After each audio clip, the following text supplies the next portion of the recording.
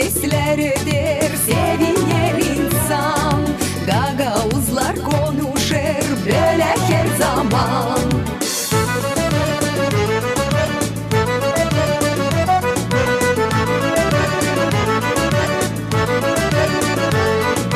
Adetler zengin bizim şenlikte geçer.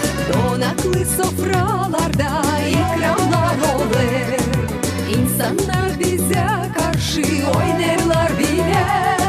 Yürekten türküleri çalarım size. Geniş çevre yapalım iki tarafa.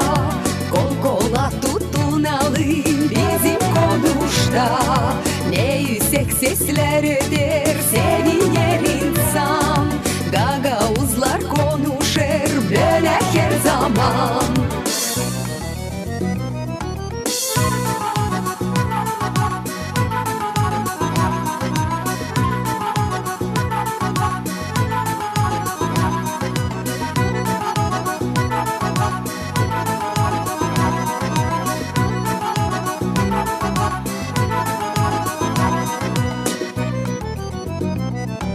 Geniş çevre yapalım iki tarafa.